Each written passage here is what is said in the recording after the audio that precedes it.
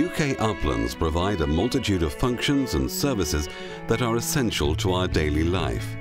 Now that they are subject to an unprecedented range of forces, including climate change, it is vital to understand how Britain's hills will respond and adapt to future pressures. I think the big things that are happening in our world as a whole, which are to do with climate change and to do with energy security and food security, will have huge ramifications for the uplands as they will for everywhere else. Let's take food security as our example. Recent rises in food prices have made us all aware how important it is to ensure daily essentials are widely available and affordable long into the future. As a result, governments around the world, including our own in the UK, are increasingly interested in improving food security. This could mean changes in the uplands. If we want to become more self-sufficient in food, we will need to use more land, and we will need to manage the land we're already using more intensively.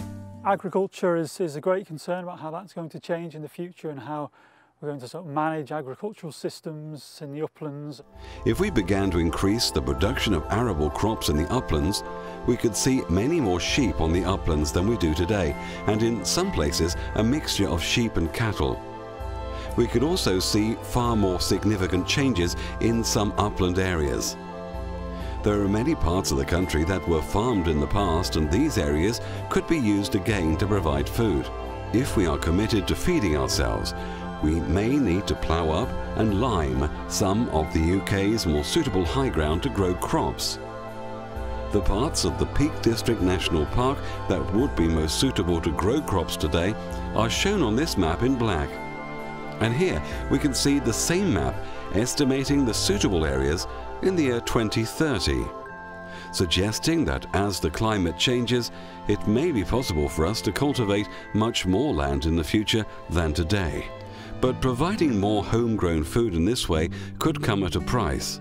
First of all, the extra grazing and cultivation could mean a lot less vegetation on Britain's hills.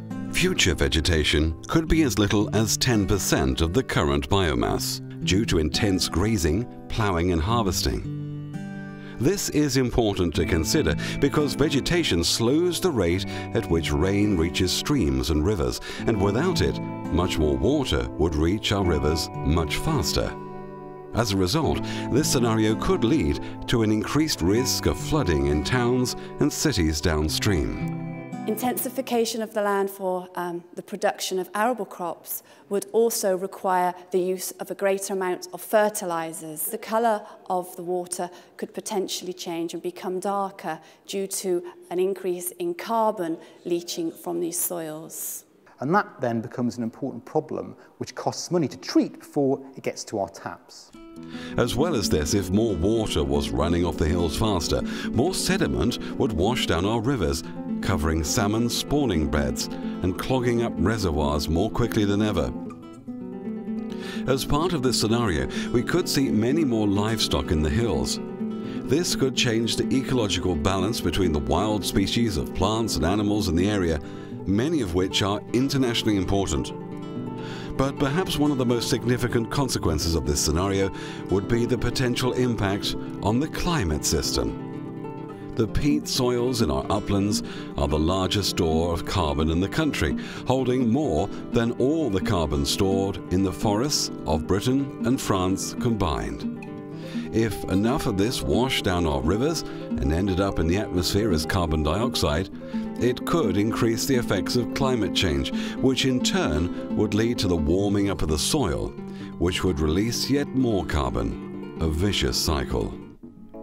With a growing population, the costs of intensified farming need to be weighed up against the benefits of feeding a growing population.